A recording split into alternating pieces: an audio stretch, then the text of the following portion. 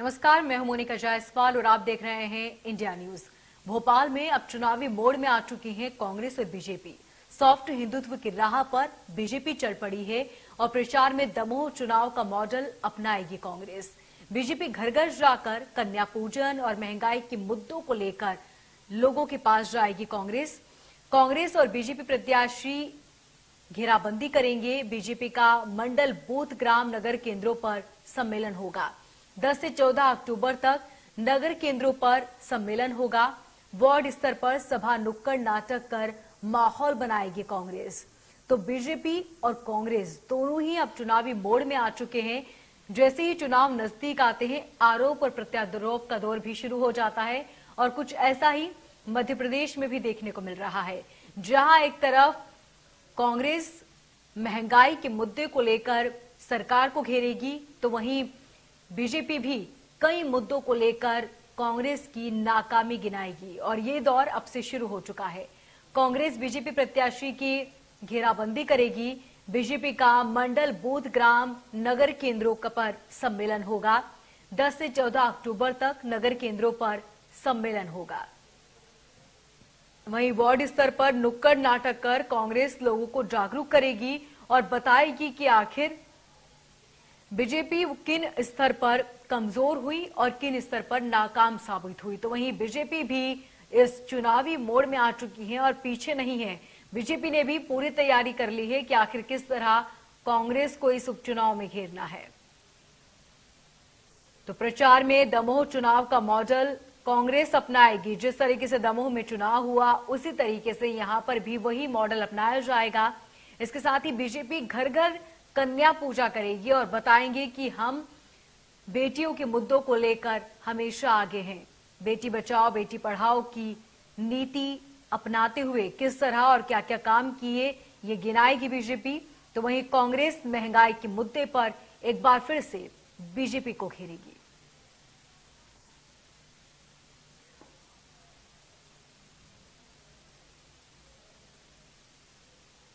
और इस खबर पर ज्यादा जानकारी के लिए हमारे रेजिडेंट एडिटर प्रभु पटेरिया जी हमारे साथ सीधे जुड़ चुके हैं।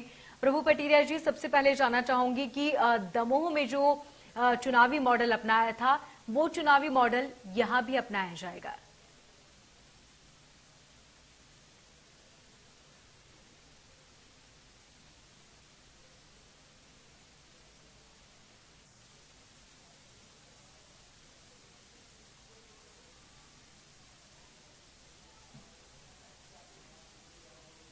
चलिए, प्रभु पटेरिया जी की आवाज हम तक नहीं पहुंच पा रहे हैं। आपको बता दें कि दोनों ही पार्टियों ने कमर कस ली है आने वाले चुनाव को लेकर और आने वाले चुनाव को लेकर अब दोनों ही पार्टी जनता के बीच पहुंचेगी।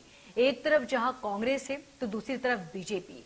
वैसे तो कई दल हैं, लेकिन सबसे मुख्य मुकाबला जो है वो बीजेपी और कांग्रेस के बीच ही है। एक तरफ जहां पर बीजेपी कांग्रेस को घेरेगी और कांग्रेस की अब तक नाकामियां गिनाएगी, तो वहीं कांग्रेस भी अब चुनावी मोड़ में आ चुकी है। जनता के बीच पहुंचकर नुक्कड़ नाटक के जरिए जनता को बताया जाएगा कि आखिर बीजेपी कहां-कहां विफल रही। महंगाई का मुद्दा सबसे बड़ा मुद्दा है जिस पर कांग्रेस बीजेपी को घेर सकती है। तो सॉफ्ट हिंदुत्व की राह पर अब बीजेपी चल रही है। आपको बता दें कि बीजेपी यहां पर सॉफ्ट हिंदुत्व की राह अपनाएगी और दमोह में जो रणनीति बनाई थी वो रणनीति कांग्रेस अपना सकती है। इसके साथ ही बीजेपी घर घर जाकर कन्या पूजा करेंगी और ये बताएंगे कि बेटियों की योजनाओं को लेकर और बेटियों को किस तरह आगे बढ़ाने में बीजेपी हमेशा आगे है। तो कांग्रेस बीजेपी प्रत्याशी की घेराबंदी करेंगे। तो चुनावी मोड़ में अब आ चुकी है कांग्रेस भी और बीजेपी भी, और यही वजह है कि दोनों पार्टियां अब एक दूसरे पर आरोप प्रत्यारोप लगा रहे हैं और इसके साथ ही आम जनता के बीच पहुंच रहे हैं और एक दूसरे सरकार की नाकामियां गिना रहे हैं। तो ये चुनाव बेहद ही दिलचस्प होने वाला है क्योंकि दोनों ही पार्टियां आमने सामने हैं और दोनों ही पार्टियां एक दूसरे की विफलताओं को गिनाएंगी। आपको बता दें कि महंगाई का मुद्दा जिसको हथियार बना सकती है कांग्रेस। महंगाई के साथ ही बेरोजगारी के मुद्दे पर भी बीजेपी को घेरने की कोशिश। तो वहीं बीजेपी भी कई मुद्दों पर कांग्रेस को घेरेगी और अब तक कांग्रेस की विफलताओं को जनता के बीच रखा जाएगा।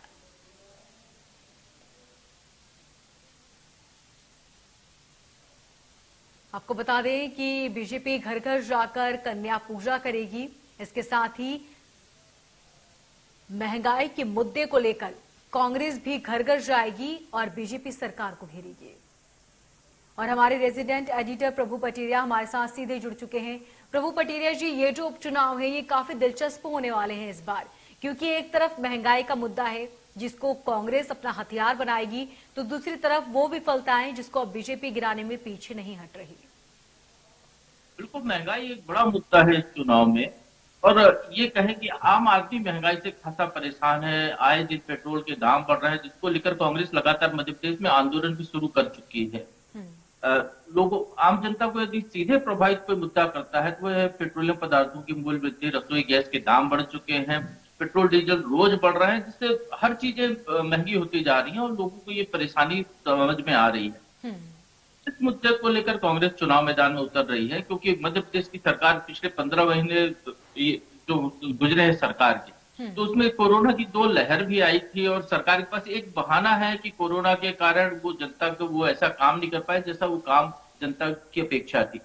तो उससे बचाव की जहां सरकार की कोशिश होगी भाजपा की, वहीं कांग्रेस तमाम अक्षमताओं के साथ ही महंगाई के मुद्दे को उठाकर आम लोगों को घर घर तक जाकर चुनाव प्रचार करना चाहती। और इसीलिए कांग्रेस ने इस बार नुक्कड़ नाटक का प्रयोग किया है कि छोटी छोटी सभाएं होगी, नुक्कड़ नाटक दल उतारे जाएंगे, तो अलग अलग जगहों पर जाकर गांव-गांव पर जहां भी वोट मतदाता इकट्ठे हों और वहां पर उनको ये बताए कि केंद्र की चाहे भारतीय जनता पार्टी की सरकार हो या राज्य की सरकार हो, वो लोगों तक उन राहतों को नहीं पहुंचाने देना चाहती है। पेट्रोल पदार्थों के दाम में जो मूल्य का अंतर है अंतर्राष्ट्रीय बाजार से लेकर यहाँ तक आने में, जिस तरीके से टैक्सेशन ज्यादा होता है, वो तमाम मुद्दे उठाए जाएंगे।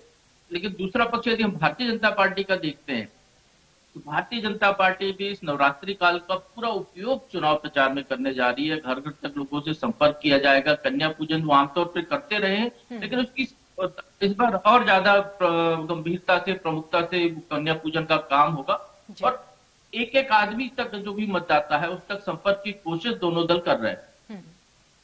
प्रभु पटेरिया जी, इसके साथ ही सॉफ्ट हिंदुत्व अपनाएगी इस बार बीजेपी, इसकी क्या वजह है? क्योंकि अक्सर सॉफ्ट हिंदुत्व कांग्रेस अपनाती आई है, लेकिन अब बीजेपी अपना रही है। देखिए, भारतीय जनता पार्टी शुरू से हिंदुत्व के आधार लेकर चल रही है। राम मंदिर का मुद्दा उनका प्रमुख मुद्दा रहा है, जिस पर वो चुनाव प्रचार में जाते हैं तब भी बात करते हैं, सामान्य सभाओं में भी बात करते हैं कि राम मंदिर निर्माण में भारतीय जनता पार्टी की बड़ी भूमिका है। अभी चूंकि नवरात्रि चल रही है, जगह जगह कन्या पूजन होते हैं, भंडारे होते हैं, देवी दर्शन होते हैं, तो उन तमाम कार्यक्रमों में जो छोटे छोटे पंडाल की अनुमति सरकार ने दी है, उन तमाम कार्यक्रमों में कहीं ना कहीं भारतीय जनता पार्टी सहभागी कर युवाओं को जोड़ेगी, धार्मिक श्रद्धालुओं को जोड़ेगी और उन भावनाओं को अपने साथ करने की कोशिश करेगी। जिस तरीके से उत्तर प्रदेश में राम मंदिर का निर्माण का कार्य चल रहा है और उत्तर प्रदेश के चुनाव भी आगे आने वाले हैं, तो पूरा एक माहौल बनाने की कोशिश की जा रही है। उसकी जनता से जुड़ाव उनका जो है वो और मजबूत, क्योंकि सरकार के पास ये कहें भारतीय जनता पार्टी के पास, क्योंकि सरकार में होने के कारण कोरोना की जो लहर आई थी उसके कारण बहुत सारी कमियां हैं। रोजगार का एक बड़ा मुद्दा है, महंगाई का मुद्दा है, बरसात में कई सड़कें उखड़ चुकी हैं, वो तमाम मुद्दे हैं। इन मुद्दों से जनता को डाइवर्ट करके धार्मिक आस्था से जोड़ने की कोशिश भाजपा के द्वारा की जाएगी। इसके साथ ही प्रभु पटेरिया जी, जो कांग्रेस से वो दमोह जो उपचुनाव था उसकी राह पर अब चलेगी, तो वहां पर जो मॉडल अपनाया गया था उसी मॉडल को अपनाया जाएगा। देखो, कांग्रेस को एक बड़ी सफलता मिली थी, ये कहें कि दमोह उपचुनाव में। इसके पहले जो 28 उपचुनाव हुए थे उसमें कांग्रेस को ज्यादातर सीटें गंवा दी थी। कांग्रेस ने केवल 9 सीटों पर कांग्रेस जीत हासिल कर पाई थी। तो दमोह में जो कांग्रेस ने कहा कि एक तरीके से उन्हें कारपेट बॉम्बिंग की, तमाम बड़े नेता वहां पर कांग्रेस के लगाए गए और स्थानीय लोगों को आगे करके चुनाव मैदान में उतरा गया। ज्यादातर जिम्मेदारी उन्हीं लोगों को दी गई जो क्षेत्र के लोकल थे, जो परिचित थे, उनको आगे किया गया। बड़े नेता साथ चले, उन्हें अपनी बात बताई, वहां के स्थानीय मुद्दों को उठाया गया, उन पर जनता से बात की गई और जिस तरीके से दल बदल हुआ था उस मुद्दे को प्रमुखता से कांग्रेस ने उठाया था। और इस बार भी यदि हम देखें तो 2 उपचुनाव क्षेत्र ऐसे हैं जहां पर कि भारतीय जनता पार्टी ने जो टिकट दिया वो प्रत्याशी दूसरे दलों से आए हुए हैं, तो वो मुद्दा प्रमुखता से कांग्रेस यहाँ पर उठाने की कोशिश करेगी। और इसके अलावा तमाम मुद्दों पर जनता के बीच जाकर घर घर तक डोर टू डोर कैंपेन का एक जो तरीका है वो कांग्रेस अपनाने जा रही है। और जैसा कि आपने बताया कि कन्या पूजा की जाएगी हमेशा से ही, चाहे वो शिवराज सिंह चौहान भी हो, वो लगातार जब भी किसी मंच पर जाते हैं तो शुरुआत कन्या पूजा से करते हैं। कन्या की पूजा की जाती है, भोज खिलाया जाता है और उसके बाद वो कहते हैं कि किसी काम की शुरुआत करता हूं। तो क्या इस चुनाव में भी जो वो कन्या पूजा से शुरुआत करेंगे, घर घर जाएंगे और अपनी योजना बताएंगे, ये कितना सफल साबित होगा? क्योंकि हमेशा से ही जो बीजेपी रही है वो कन्या पूजा से अपने काम की शुरुआत करती है। तो क्या इस उपचुनाव में भी उन्हें उसी तरीके से देखा जाएगा या फिर ये कोई एक राजनीतिक स्टंट है? नहीं, ये तो स्टंट नहीं कहा जा सकता। ये बराबर शिवराज सिंह चौहान की एक अपनी परंपरा उनने बना स्थापित की है और वो मुख्यमंत्री बनने के पहले से ही वो कन्याओं की पूजा करते रहे। कन्यादान जैसी योजना उनने दी है मध्य प्रदेश में, कन्याओं की सुरक्षा के लिए उनने कई योजनाएं दी हैं। तो इस तरीके से वो लोगों को ये बताना चाहते हैं कि आपकी जो बेटी है यदि किसी गरीब परिवार में, तो उस बेटी अब उनकी बेटी नहीं है, वो सरकार की बेटी है। उसका लालन पालन, शिक्षा व्यवस्था तमाम सरकार की जिम्मेदारी है। और ये वो लगातार वो उस चीज को रेखांकित करते रहते हैं हर कार्यक्रम में। जैसा आपने कहा बिल्कुल सही है कि मुख्यमंत्री जो भी सरकारी कार्यक्रम करते हैं, सार्वजनिक कार्यक्रम करते हैं, उसमें कन्या पूजन वो पहले करते हैं, उसके बाद कार्यक्रम की शुरुआत करते हैं। तो ये उनने अपनी एक यूएसपी बना रखी है जिसके जरिए लोगों के घर घर तक पहुंच वो कर सकते हैं और वही तरीका यहाँ पर भी वो लगातार जारी रखेंगे। और भारतीय जनता पार्टी चूंकि अब नवरात्रि चल रही है, कन्याओं का खासा महत्व होता है नवरात्रि के त्योहार में, तो भारतीय जनता पार्टी के जो आम चुनाव मैदान में जो प्रचार के लिए लोग नेता उतरेंगे, कार्यकर्ता रहेंगे, उन सबको भी यही सीख दी जा रही है कि वो कन्याओं का सम्मान करें, कन्या पूजन करें, वो घर घर तक जाएं और अपने आप को एक बार भारतीय जनता पार्टी के लिए अप्रत्यक्ष तौर पर वो प्रचारक की भूमिका में वो कन्याएं भी निभा सकती है। इसके साथ ही जैसा कि प्रभु पटेरिया जी आपने बताया कि कांग्रेस भी घर घर तक जाएगी और अपनी योजनाओं को जनता के बीच पहुंचाया जाएगा, लोगों के घर घर जाकर उन्हें बताया जाएगा कि कहां पर बीजेपी विफल हुई।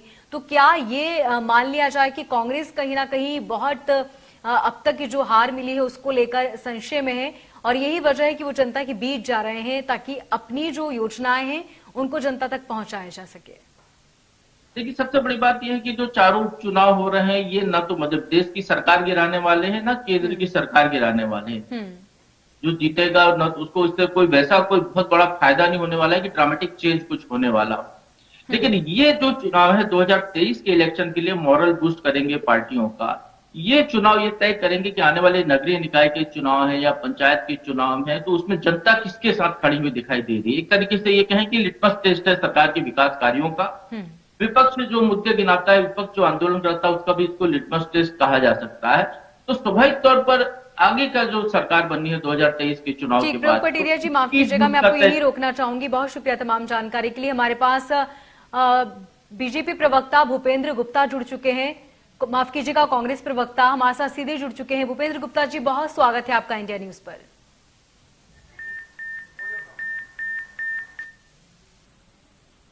भूपेंद्र गुप्ता जी, आप सुन पा रहे हैं हमें? चलिए, भूपेंद्र गुप्ता जी से हमारा संपर्क टूट गया है, लगातार संपर्क करने की कोशिश करेंगे। आपको बता दें कि फिलहाल जो आने वाले चुनाव है उसको लेकर बीजेपी और कांग्रेस दोनों ने ही अपनी अपनी कमर कस ली है और जैसा कि बताया आपको कि यहां पर अब दोनों ही पार्टी एक दूसरे के लिए आरोप और प्रत्यारोप का दौर भी शुरू हो चुका है। जहां एक तरफ कांग्रेस बीजेपी की नाकामी गिनाएगी तो वहीं बीजेपी कांग्रेस की नाकामी गिनाएगी। आपको बता दें कि चुनावी मोड़ में दोनों ही पार्टियां हैं और अब बीजेपी सॉफ्ट हिंदुत्व की राह पर चल पड़ी है तो वहीं कांग्रेस अब दमोह चुनाव का मॉडल अपनाएगी मध्य प्रदेश में भी। इंदौर में आपको बता दें कि बीजेपी घर घर जाकर कन्या पूजा करेगी और बेटियों का जो महत्व है उसको बताया जाएगा, दर्शाया जाएगा। महंगाई के मुद्दे पर कांग्रेस बीजेपी को घेर सकती है। आपको बता दें कि लगातार कांग्रेस सांसद राहुल गांधी या फिर मध्य प्रदेश के पूर्व सीएम कमलनाथ लगातार हमलावर हैं केंद्र सरकार के ऊपर और महंगाई के मुद्दे को भी वो उठाते आए हैं।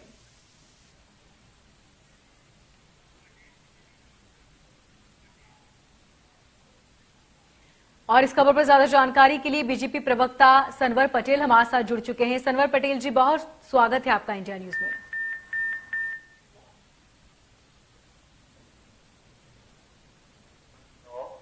जी सनवर पटेल जी, आप सुन पा रहे हैं हमें?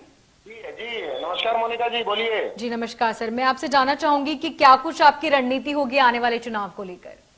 देखिए, जहां तक आपने सवाल उठाया दिग्विजय सिंह जी का, कांग्रेस की जो का संगठन है वो संगठन विहीन हो चुका है। ये उनके पास कोई मुद्दे नहीं है, कोई लक्ष्य नहीं है। भारतीय जनता पार्टी का एक ही लक्ष्य है, गांव, गरीब और किसान का विकास। जो पिछड़ गए हैं उनको कैसे आगे लाना, उनके जीवन स्तर को कैसे उठाना, जनजातीय लोगों के जीवन को कैसे मुख्य धारा में लाना, ये भारतीय जनता पार्टी का मुख्य नारा है, जिसको हम अपनी भाषा में अंत्योदय बोलते हैं।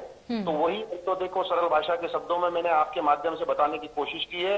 ये भारतीय जनता पार्टी का मुख्य काम है और यही नारा हमारा जाकर इन क्षेत्रों में जाने वाला है। और चारों विधानसभा, हमारी 3 विधानसभा और 1 लोकसभा, चारों जो उपचुनाव है हम जीतने वाले हैं। हमारे जो देश के प्रधानमंत्री यशस्वी नरेंद्र मोदी जी, उनकी जनहितैषी योजनाएं, मध्य प्रदेश सरकार की जनहितैषी योजनाएं, शिवराज जी के द्वारा किए गए काम, सुशासन के काम, इसी माध्यम से हम इन चारों उपचुनाव में भारी बहुमत से विजय होने वाले हैं। सरवर जी, लेकिन कांग्रेस का ये कहना है कि जो बढ़ती महंगाई है, बेरोजगारी है, ये वो बड़े मुद्दे हैं जिसको लेकर वो आपको घेर सकती है। इस पर आप क्या कहेंगे?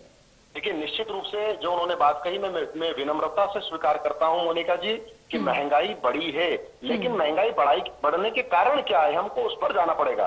देखिए, महंगाई बढ़ने के जो कारण है वो विश्वव्यापी है, नंबर 1। नंबर 2, कोरोना की जो महामारी आई है, जो ना कभी हमने देखी थी न सुनी थी, इस महामारी में भी केंद्र की सरकार और मध्य प्रदेश की सरकार ने जिस तन्मयता से, जिस प्राण से काम किया है और महंगाई पर अंकुश लगाने का काम किया है, उसका दूसरा पक्ष ये देखना पड़ेगा। तो उसका जो काम किया है वो निश्चित रूप से हम भारतीय जनता पार्टी के कार्यकर्ता जनता के बीच में जाने को तैयार है और जनता के बीच में जाकर जिस प्रकार से हमने इस विपरीत काल में भी उनके दुख दर्द में हम साथ खड़े होने का काम किया है, उसी के तहत आज हम भारतीय जनता पार्टी के लिए वोट मांगकर और भारतीय जनता पार्टी को भारी बहुमत से जिताने की ओर काम करने वाले हैं। जी सनवर जी, कोरोना काल में भी लोगों ने अपनों को खोया, अस्पतालों में भी बहुत तरह की अनियमितताएं देखने को मिली। वहां पर कई अस्पताल ऐसे थे जहां पर बेड्स की कमी थी, कई अस्पताल ऐसे जहां पर मरीजों को एडमिट नहीं किया जा रहा था। उन मुद्दों पर आप क्या कहेंगे? देखिए, निश्चित रूप से बहुत ही दुखद, इतना दुखद कि इससे ज्यादा दुर्भाग्यशाली कुछ हो नहीं सकता है मोनिका जी। लेकिन मध्य प्रदेश की अगर मैं बात करूं तो मध्य प्रदेश के मुख्यमंत्री शिवराज सिंह जी चौहान, मध्य प्रदेश भारतीय जनता पार्टी के अध्यक्ष विष्णुदत्त जी शर्मा जी से लगाकर मध्य प्रदेश के एक मंत्री जिन्होंने एक जिले को संभाला और जिले को संभालते हुए लोगों की सेवा करते हुए ये खुद संक्रमित हुए। मध्य प्रदेश का जो रेशो है संक्रमण का, उसमें हमारे जो हायर साइड के लोग हैं, जो हमारा शीर्ष नेतृत्व है, वो ऊपर से लगाकर नीचे तक सेवा करते हुए संक्रमित होने का उन्होंने संक्रमित हुए हैं और खुद की जान पर खेलकर लोगों की हमारे जान बचाने का काम किया है। निश्चित रूप से एक मृत्यु दुखद है, किसी भी कारण से दुखद है, लेकिन ठीक सनवर जी, हमारे साथ कांग्रेस के प्रवक्ता राम पांडे भी जुड़ चुके हैं, उनसे सवाल ले लेते हैं। राम पांडे जी, बहुत स्वागत है आपका इंडिया न्यूज में।